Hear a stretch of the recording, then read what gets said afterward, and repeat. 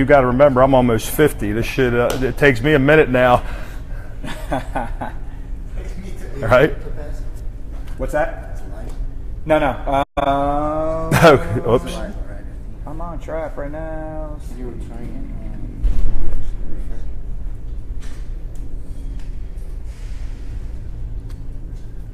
Oh, wait, here we go.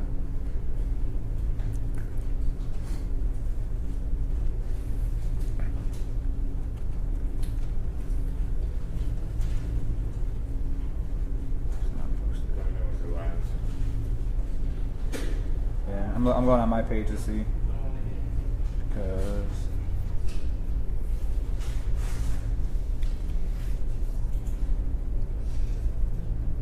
I don't have a notification for it. I'm on his site too. Oh, there we go. You guys gotta bear with me. I don't use iPad. I don't use it on my phone. Okay, you are. It says there's three people on already. It's probably us. Right. Come on. Dude, everybody around here knows me already. They got better things to do. You can't put Flash Player on an iPad. Yeah, it's true. I don't know why. I don't know why it's even saying that. That's ridiculous. Oh, hell, so will it come up? Should just pop up.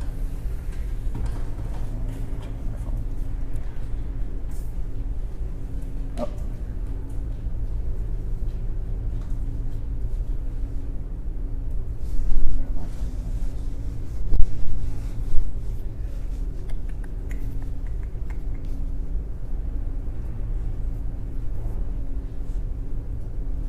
Wow, they have a Facebook Live app now. There we are.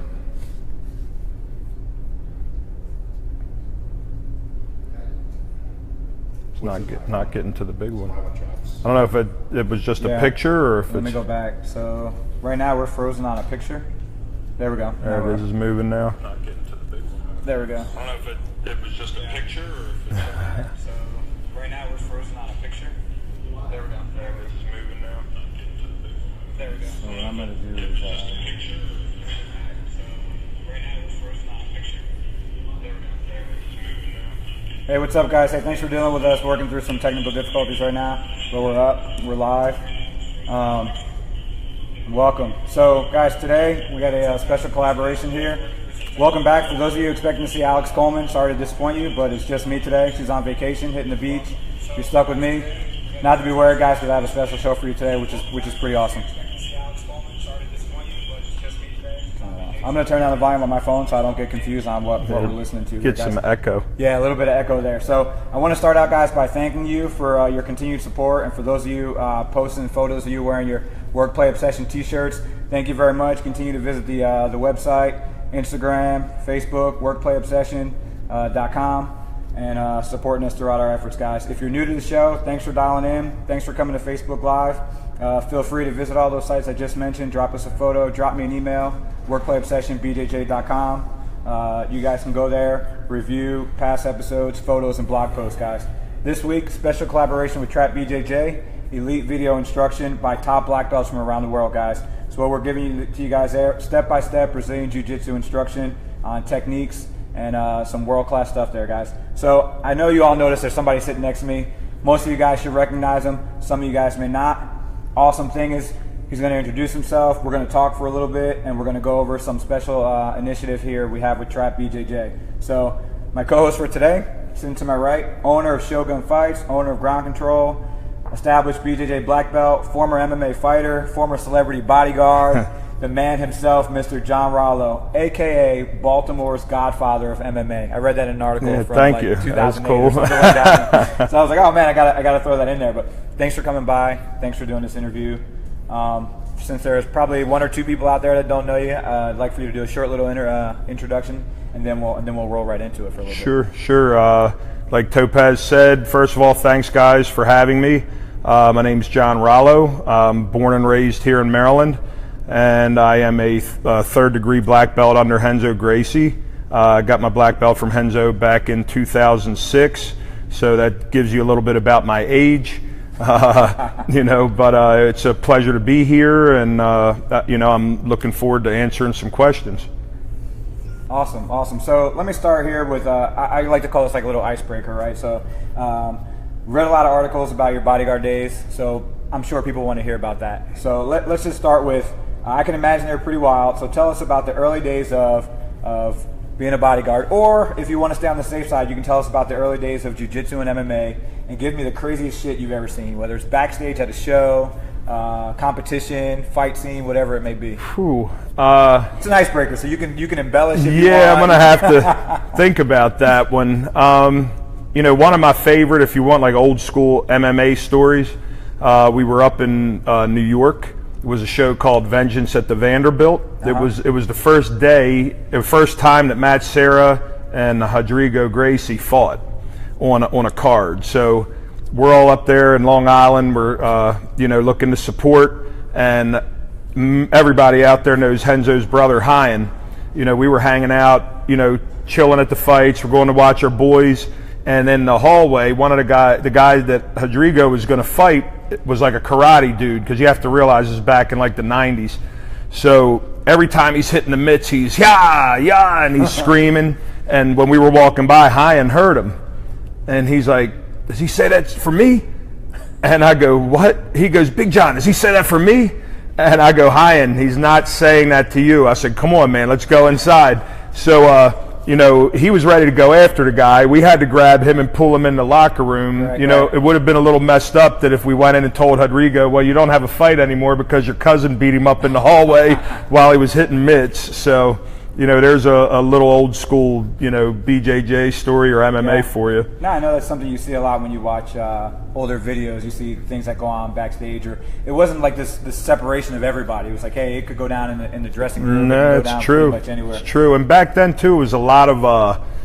I think now, because it's more mainstream, everybody's kind of knows each other and intertrains. Back in the day, you were a creonchi if you went around the different, just school jumping that wasn't accepted. Yeah. And so there was a more of a rivalry between the schools back then. So that actually leads right into one of the first questions I had down here. I was going to ask you to talk about training in the early days, vice training today, and as far as access to instructors, jumping between academies, and then the material that's available online, whether it's YouTube or anything else that's out there.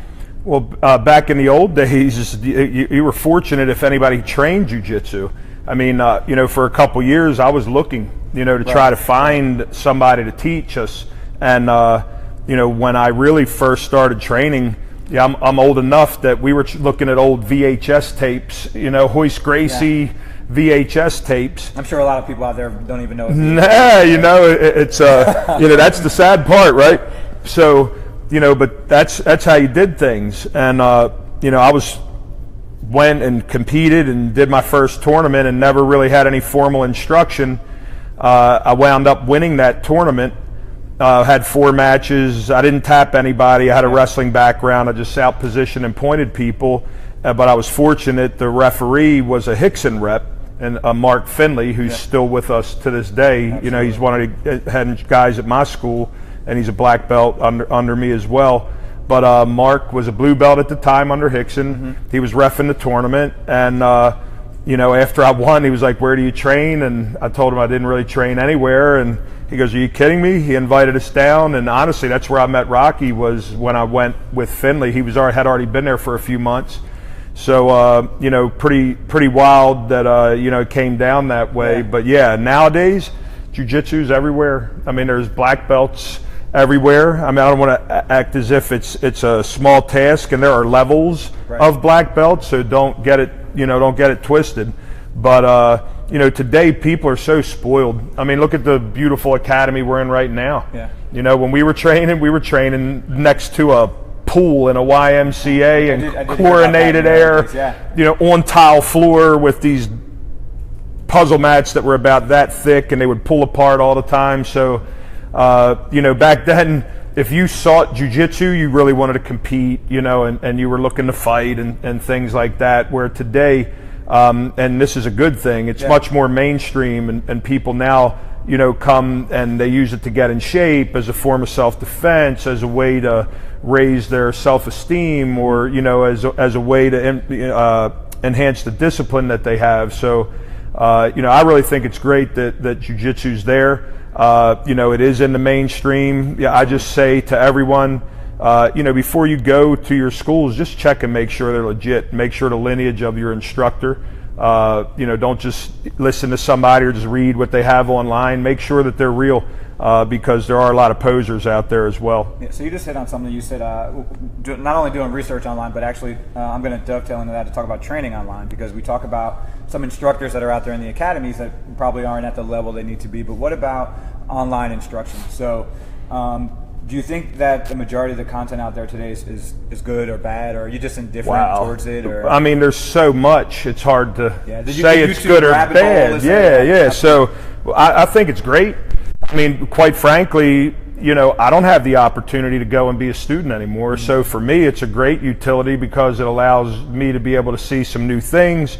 You bring them back to the gym, you try them and see how they work, see if it works for you. And if it does, then you kind of pass it on to the students. So, and anybody who's a jiu-jitsu instructor can tell you, you can be I've taught Henzo things, and Henzo's forgotten more jiu-jitsu than I know. But, he's open-minded, and if you show him something and it works and it's new, he takes it. You know what I mean? And that was the beauty of being with him, and I think that's what made me so, first of all, loyal to him, but at the same time, I'm kind of open. I let my guys go train where you want to. Just make sure you come back home when you're done. That's all. Yeah. So you would agree that they are an effective method of augmentation. For sure. That shouldn't be the only way. You know what I mean? But like you said, to augment your training. Even in the videos, you miss sometimes the finer points. Absolutely. It's hard to really give you the details, and jiu-jitsu is an art that is very detail-oriented. I say it all the time. If you're smart, you can excel at jiu-jitsu. If you're not, you might be limited, because you will not be as technical if you forget those details. Then you're relying more on your athletic ability and things. So, details are really what matters in jiu-jitsu, and you might lose some of those in the video, but that doesn't mean you shouldn't look and work and check things out. And when you see something you like, you go in, ask your friends, ask your instructor, and the best place to see if it works or not is on the mats. Yeah. So one thing I didn't mention, guys, since this is we are doing this collaboration with Trap BJJ. One of the greater things about that I like about Trap BJJ is you can download all the content onto your device. So if you have a specific series that you're working, or a specific series that you may not particularly see the details, you can download it, mark it, bring it back, and study that. Have your buddy sit down with you, studied it. iOS, Android, whatever. It's compatible with all devices. So that's one of the things I do like about it. Like you just mentioned, sometimes you miss details, but you can go back, follow those up. I think that's great. And I think that's one of the differences between going on YouTube and doing or a Google search and just kind of picking one guy. You're staying with a particular program with established black belts, and you can go back to that over and over again. Speaking of which, these guys here, John was just recording a series of new techniques, so those will be out in Trap shortly. So after we wrap up, or whenever you guys see the notification drop on Facebook, head on over to Trap BJJ and check out the new techniques that John just uploaded. Really good stuff. Actually, I started out at ground control maybe 7-8 years ago, and these are the techniques that I use. So I'm a little biased, but techniques are effective. I can vouch for them, and I can vouch for the many lessons I've learned from John and the guys that he has trained, and the upper belt guys that I train with on a daily basis. So pretty good stuff. I want to switch gears now to MMA, because I did mention you're the godfather of MMA in Maryland, right? So we say MMA was legalized in 2008. I did a little bit of studying under Governor O'Malley, thanks to your efforts and persistence. Blessed with Shogun Fights 1. I was there. I got to meet Donald Cerrone. I got to meet Henzo. Right. Awesome experience. And the promotion has continued to thrive. I think we're at Shogun Fight 17. 17, yeah. October 7th. Congratulations. Thank you. Really, really awesome. So at the time of Shogun Fights 1, right, you're already successful jiu-jitsu owner. We have Baltimore, Columbia, Owings Mills. What led you down that road of promoting MMA, mixed martial arts in Maryland? Well, I think part of it was my age. I was getting to the point where the deal was, did you want to still try to compete, or did you want to try to make money as a promoter? But on the flip side, it was, coaching. We're riding around with the guys, and anytime somebody wanted to fight, we're always traveling out of state. Right. There was never anything close.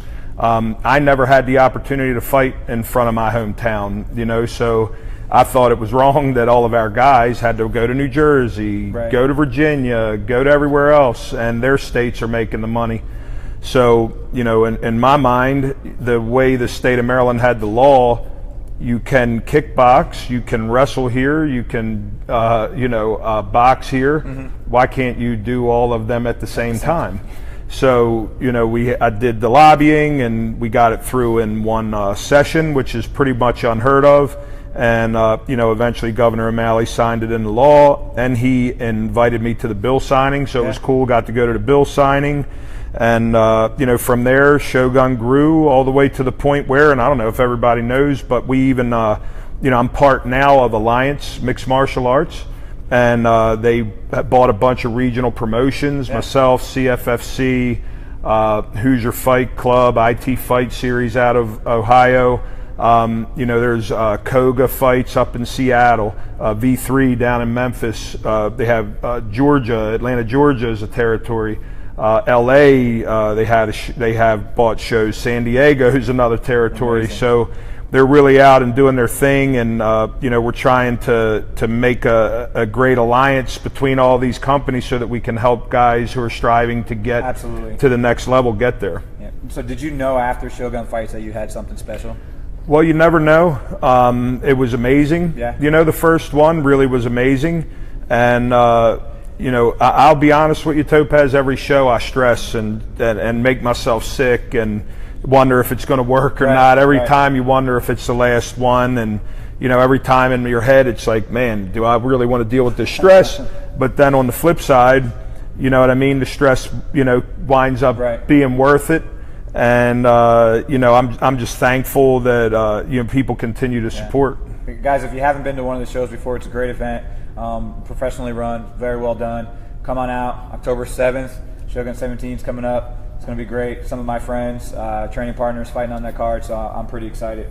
Let me ask you, let's talk a little bit more about training and about dealing with the fight game itself.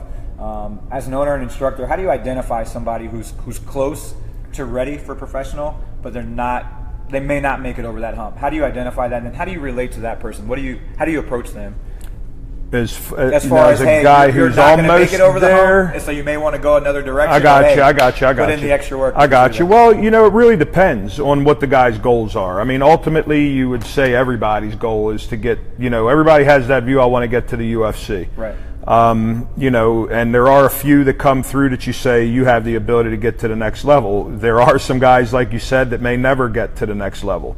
But I don't feel in the beginning of their careers and all, there could be some people that surprise you. Right. So it's not really, I try to be supportive. I just try to give them the best chance to succeed. And then you just have to let their fighting do the talking. Right. The record is what's going to dictate whether they can continue to move on or not. And then at some point you have to be a realist. If there is a situation where you have somebody who's 10-10 and they still think they're going to go to the UFC, then you would maybe want to sit down and talk with that guy. Have that conversation. But other than that, though, some guys do it. I've had guys that tell me I just want to do it once just to see what it's like. So it really depends on what's your goal and what do you want to achieve. So I bring it up because it not only applies to MMA fighters, it applies to jiu-jitsu guys too, who say, hey, I want to be a world champion, and then maybe they go out and it becomes apparent to everyone that, hey, great, you want to be one, but we're not really sure if you're going to make it. If you're not winning NAGA, you're probably not going to win the Mundial. So what do you think are some of the intangibles of the fight game? Well, first and foremost, heart. Is something you can't teach. And I really think that the physical side, most everybody has. And I guess I shouldn't just give a sweeping statement, but I mean, if you get to the UFC, you're already an elite athlete. You're already top of the food chain. So what separates then the men from the boys? And I really think it's the mental aspect of the game. It's the guys who can go in there, stay calm under pressure, and implement their game plan versus the guy who gets in there and panics and is nervous. And you can lose your conditioning, not because you're out of shape, but just because you get in there, have that adrenaline dump, and all of a sudden you're going, what's going on? And if your mind shuts it down at that point, you're going to have problems, you know, where there's some guys that realize, all right, it's just the adrenaline dump, let me get through it, and then they get their second wind, and then they're good. So I really believe the mental aspect of the game is what really separates the, you know, the top guys from, you know, the rest. Right. So you mentioned the nerves. We talk about adrenaline. Everybody feels that who's competed. What in your experience, what is the strangest reason you've ever heard for someone to back out of a fight? Shoo, I mean, I don't even want to put people on blast no like names. that here. I just want to hear the reason. Well, you know, one time I had a guy talking about how he didn't want to fight someone because he didn't think their record at like 5-1 was good enough. But yet when you looked at his record, the majority of the guys that he fought, records were upside down. And I mean, in his last several fights. So, you know, like either just say you really don't want to fight him, you know, don't make it that excuse when you're obviously being a little hypocritical based on the opponents that you've chosen. So that, but there was an even crazier one. Poor, one of our guys was going to fight down in Virginia, and actually at the time they called out his opponent to go to the ring. The guy went straight to the bathroom and stayed in the bathroom and wound up claiming food poisoning. So our poor guy's sitting in the locker room waiting to, you know, to be announced, waiting to come out, waiting for his name to be called, and the athletic commission's in the bathroom trying to find out why this guy's gone, and next thing you know, the fight got canceled. So that was one of the craziest things I'd seen too. So that's what I was expecting, something more along the lines of that. I mean, I can see that. I can see that probably happening more often than most people would expect. Yeah, well, the mind, I'm telling you, man, the nerves, and most everybody goes through it. That's the crazy part. They don't realize their opponent's going through the same thing they are probably. Absolutely, and once again, guys, that brings, when you bring it back to jiu-jitsu, it's the same thing when you go to a competition.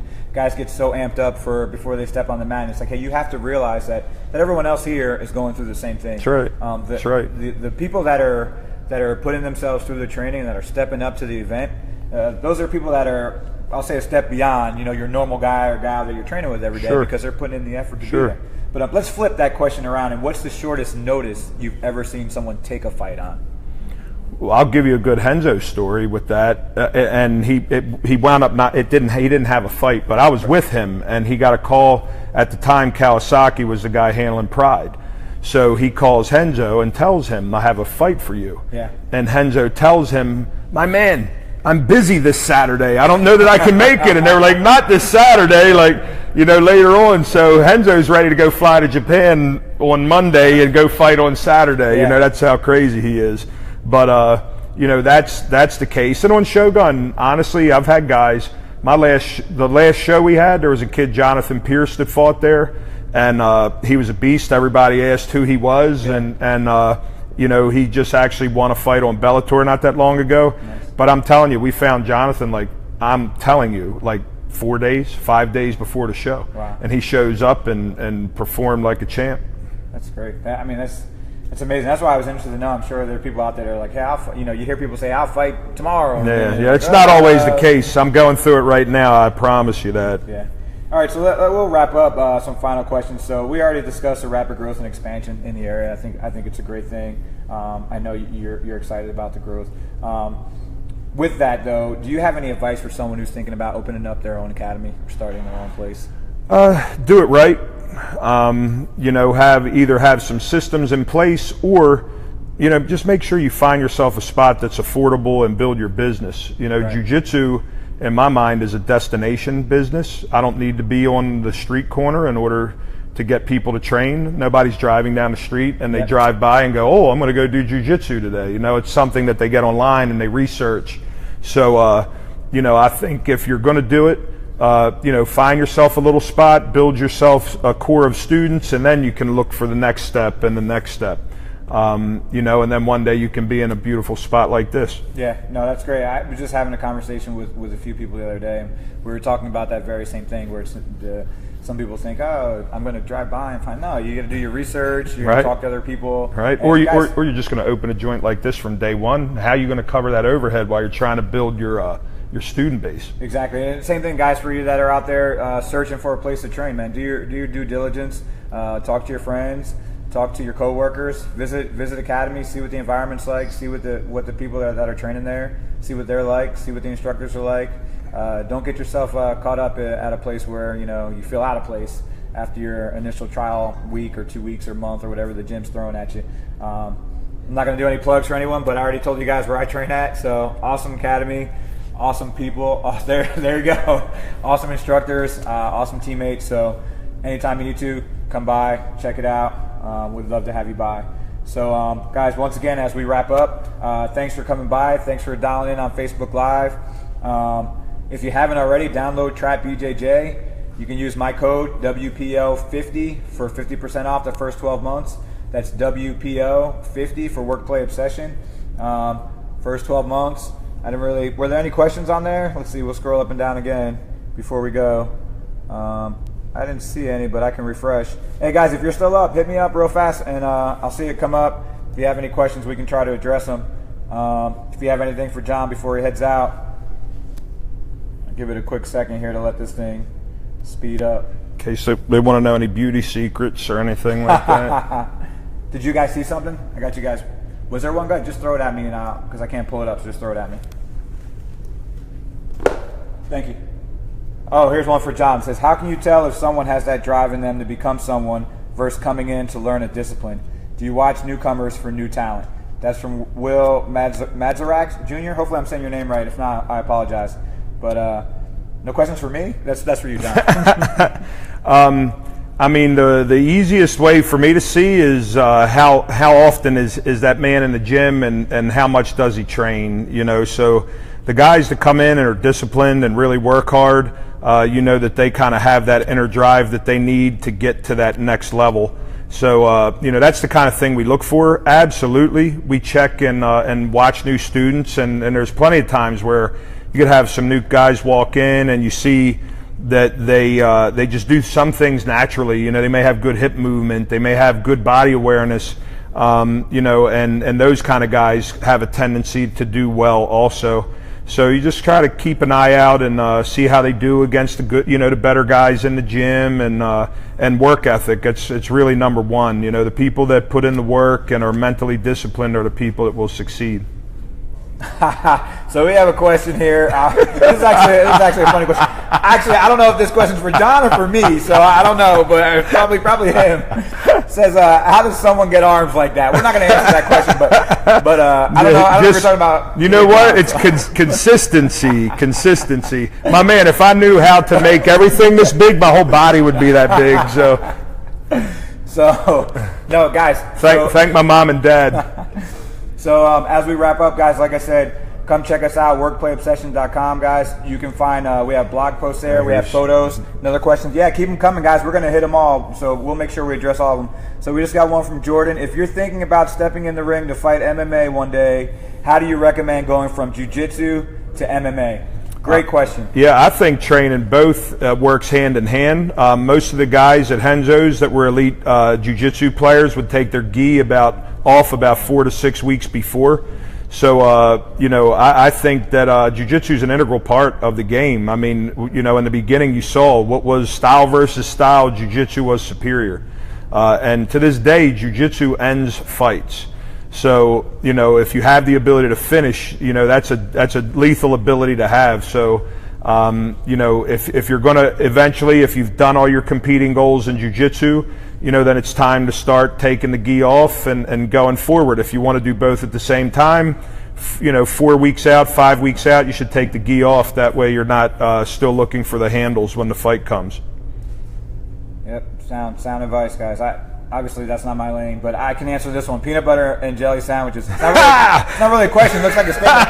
But I will tell you, I prefer... Plenty of them. What do you prefer? Do you peanut butter and jelly? Oh, I'm down, yeah. Crunchy, I'll do... smooth? I like creamy peanut butter. Okay, so I go with the crunchy in there, but I also prefer Nutella and jelly. Yeah, Nutella's badass. But that's just me. All right, guys, we're going to give you one last second to shoot any questions in that you have before we wrap up. While I'm giving you that time. Gracie in actions. That's an oldie but goodie. Oh, yeah? Yeah, all the Gracie in actions there. So you have to be, I'm almost 50, folks. I'll be 49 in a couple months. So I remember VHS tapes and the Gracies in action were the first things everybody watched. So, that was a straight up advertisement. Yeah. Horian doing his thing, just telling everybody how to, how jiu-jitsu basically would whoop everybody else's rear end. Hey, this is a good one that just came in, guys. Since we talked about Shogun fights October 7th twice, what fight are you most looking forward to in the next Shogun fights in October? I'm excited because I haven't been to one in a while. Which one? Which one's the best? Which one am I most looking forward to? Honestly, I'm interested in seeing Nakapon. Nakapon is from Beta Academy. He's the most intriguing to me because he's he's a stud Muay Thai guy. He's a legit black belt in jiu-jitsu, and he hasn't fought in 15 years. Wow. So he's Thai, and he has a goal to get to 1FC. So I'm kind of really I'm waiting. It takes a lot of balls to get up and do what he's doing, and I'm kind of excited to see if he's going to be able to get where he wants to get to. So there's a bunch of fights on the card. We have 5 title fights, but the fact that Nakapon hasn't fought since 2002 is definitely intriguing to me. So, I'm like I said, guys, a couple times I plan on being there. So look for me. I'll be wearing my shirt. You can hit me up, ask me questions. We'll take photos, post them on Instagram. I got another question coming. Actually, we had 2. So first we have from Jesse Stern. Do you think jiu-jitsu has bettered your life? For me, absolutely. If you ask my wife, no. But for me, absolutely. Because fitness-wise, health-wise, I've got more friends.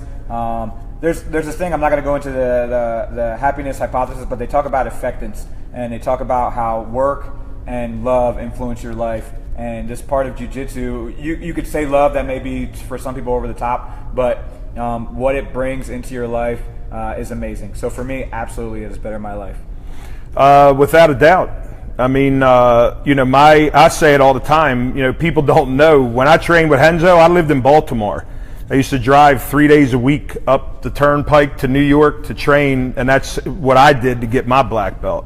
So I call that my college education, because look what it's given me now. We have 3 academies now, Shogun's going on, and so besides the ability to support my family, and other people are supporting their families, the lives that we've had the ability to affect, all the students that come through. Jiu-jitsu is a lifestyle. It's not really like just the art. If you get into it, it's a lifestyle. I'm more physically fit. I mean, I was a football player and wrestler, and I was a power lifter, and I was a monster when I came in here. And it took me a couple years to figure out that I'm already as big and strong as I ever need to be. Now it's time to work on my speed and my agility and your technique. When I had the privilege to roll with Hickson, he basically said after we got done, he was like, "Man, God blessed you with your size and your speed and your strength." He says, "So when you go to jiu-jitsu class," he said, "leave it all at the door." He said, "Just technique, technique, technique, so that when you need to call upon your speed and your strength, you'll have it." So, pretty amazing for me, 2 weeks into my jiu-jitsu career, that I get to roll with the person who many feel is the greatest jiu-jitsu practitioner ever. That's awesome. It's great. Every time you see him, he's the happiest guy. Yeah. Talk to anybody, have a conversation. It's great. Last question, guys. We have the last question from Carrie Seidman. Sorry, Carrie. Following up on Jordan's BJJ to MMA question, what else would you recommend training in? Boxing or etc.? Everything. All right. Do it all. Yeah. I always say, and not to turn people away from jiu-jitsu, but wrestling is a very important base, because the wrestler dictates where the fight's being fought. So you have to train your wrestling, because I can't very well do jiu-jitsu if I can't take anyone down. And then from there, if I have somebody who I'm a purple belt and I'm fighting and the guy's a legit, solid black belt, maybe I need to keep that fight standing. So again, wrestling has the ability to dictate, where I take the fight, but then I need the skills on my feet to be able to better my opponent there. So, I mean, if you look at a guy who I really believe is maybe the best of all time, I mean, you could say Demetrius, but GSP to me was smart. When he fought jiu-jitsu guys, he'd stand up and beat them up. When he fought, guys that were great wrestlers, he put them on their backs and took them out of sorts. So you fought a guy like Thiago Alves. Why is he going to stand with him? He puts him down. So George was so well-rounded, he could always take you where you were your weakest. So, if you want to be in MMA, that's the ultimate goal, is to be so well-rounded you can take your opponent where he has the disadvantage. There There you go, guys. One thing for me, not really MMA because I really don't have any experience there, but for jiu-jitsu and then in life in general, I'd recommend yoga. It's not really, I wouldn't say it's a sport, but I would recommend you train yoga. Once again, flexibility and increase happiness in your lifestyle and mental. Excellent thing to do. So I recommend that as well. So guys, we're going to wrap it up. I know these guys are going to hit the mats and do some more work for Trap BJJ, get some more techniques for you. New material from John Rallo coming out shortly. John, thanks for coming on the show. Yeah, thanks, Topaz. First time live, guys. I hope you enjoyed it. Any last parting words of wisdom? Man, I think you took all my wisdom out of this giant dome I have. But, you know, all I can say, it's great to be here. The Academy's great. Thanks you, Bruno, JP, Rocky. Sorry, what's your name? Chad, you know, for having me. And, you know, all I can say is, again, make sure you research where you want to go, and then beware, because once you get bit by the jiu-jitsu bug, it's hard to get rid of it. Absolutely. Hey guys, thanks for tuning in. Until next guys, keep grinding.